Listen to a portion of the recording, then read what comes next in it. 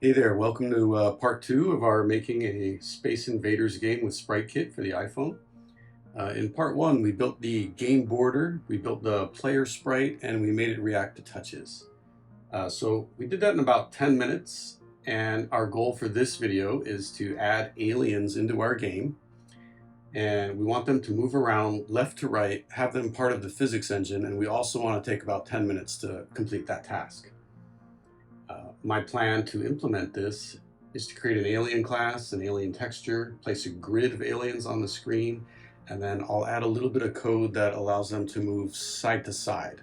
And then we'll call it done for part two.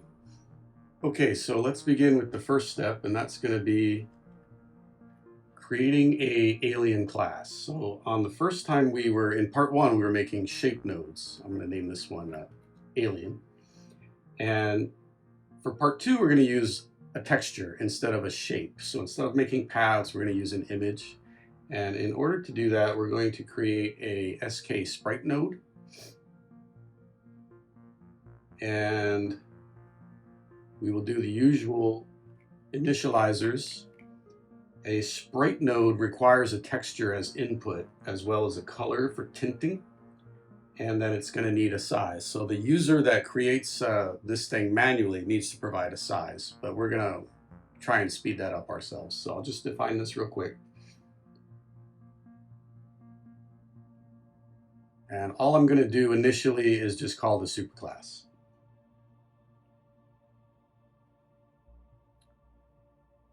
And then I think, actually, I'll just quickly fix this error for that decoder class, the decoder method init that we never use.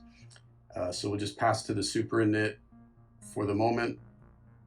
So all our alien is going to do is just call its parent. Let's get rid of this. Okay, not used. We'll just error out if that's called on accident. Okay, so what I'm going to do here is make a convenience init. And in the convenience init, I'm going to define the texture.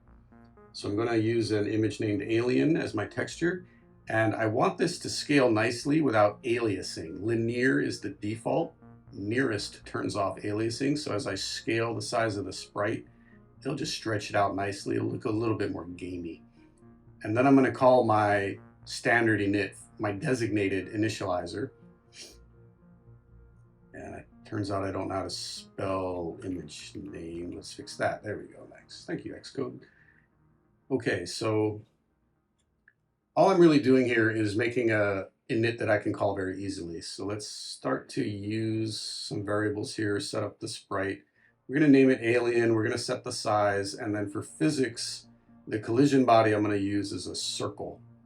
And I'm just going to make that circle based upon the size. And as usual, no rotation, no gravity.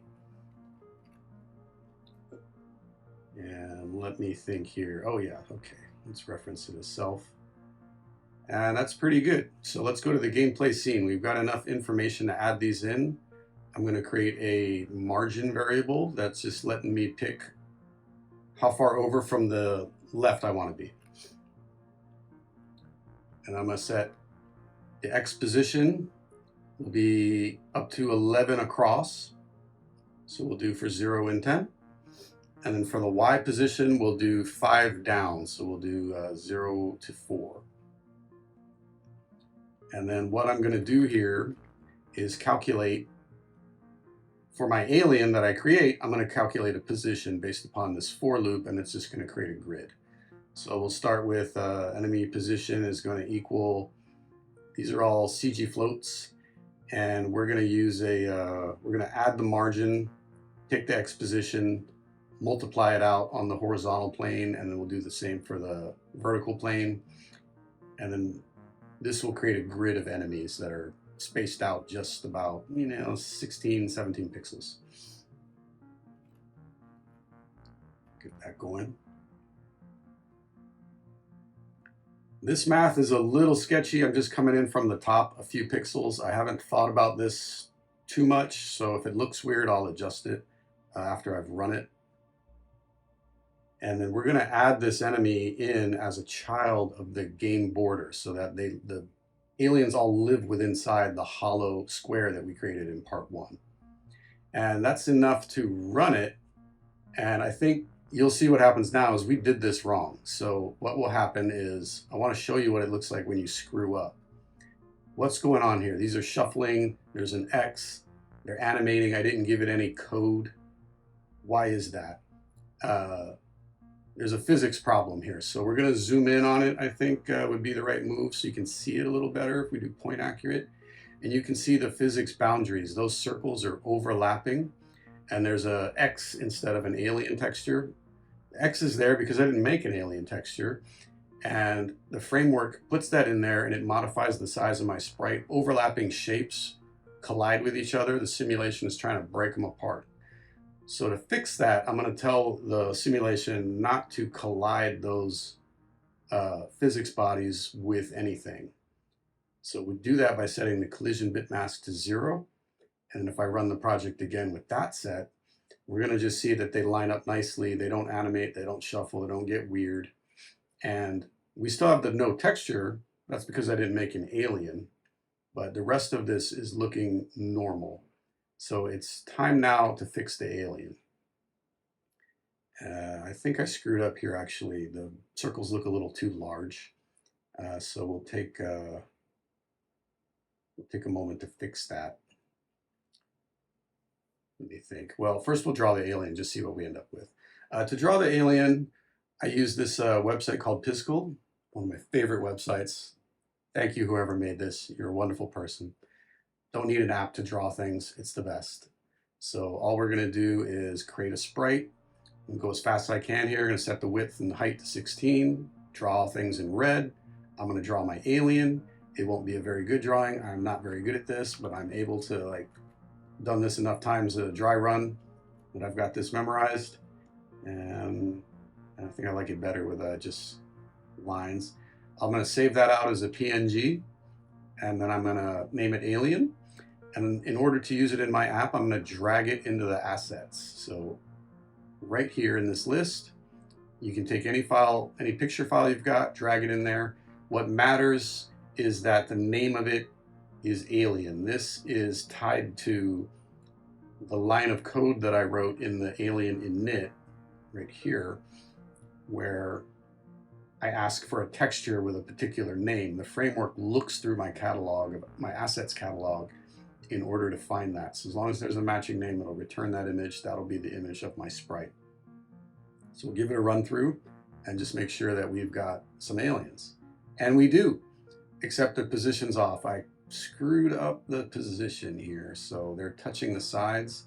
And that says to me, I gotta change my margin a little bit. So my variable that I was using to kind of send them off to the right, they add some to that and just check how I did. This is much better. So I'm just playing with the values.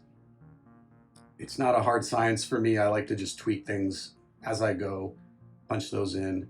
And I'm noticing again that I think the circles are way too big.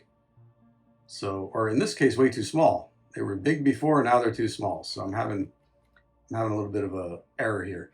So what we'll do is revisit the line of code in the init where I set the physics body size. And I think what I did is I cut the width in half and used that as the radius. And that was clearly the wrong thing to do. So we'll go back to the alien and we'll find that line where I make the circle, and let's not divide it by 2. And then that should be a little bit better. This is why I keep the physics debug on most of the time, is so I can be sure that the simulation and the imagery are lining up. So that circle is covering most of my sprite, and I'm pretty happy with that. These will collide with bullets fairly accurately. You could always tweak the shape of your physics body a little bit in order to optimize collisions with bullets or each other, or if they're going to slam into the player or the side of the game field. Another shape might work better for you, but I'm happy with circle. Okay, now that we got the aliens going, the problem with the aliens is of course, they don't collide with each other, but they also don't collide with the player. They don't collide with the game border in any way. And if they were to be moved around or shot at, bullets would go right through them. That's the downside of setting the collision thing to 0. So what I want to do is assign categories where only some things should collide with some things. Like I don't want the aliens to collide with each other, but I do want them to get hit by bullets in the future. and I do want them to bounce off the side of the game border. And the way that I want to do that is I want to set a flag of where they should be moving back and forth, back and forth. I don't really want the physics engine to create any kind of bouncing reaction or physics. I want to do this in a way that's, what's the right way to say it? Programmed, fitting the game rules. So as I go along with this, I want the game rules to play out according to my wishes, not so much what the physics of each shape necessarily would dictate. So in order to do that, we're going to create, in the SpriteKit framework, it's called an enum.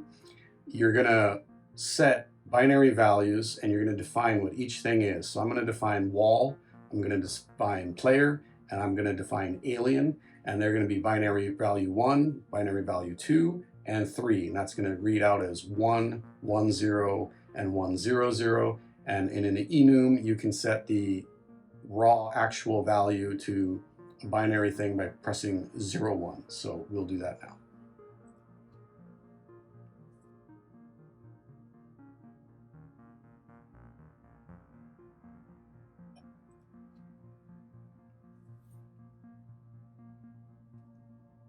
Okay, so I got my player, my enemy, and my wall. What do I do with these values after I've created them is I'm going to categorize my sprites. So I'll go to my alien and I'll say, what do you collide with? Or when do we check that you've hit something? And we'll tell it, you only check to see if you've touched the wall by setting the contact test. And then in the game border, I tell it, you are a wall.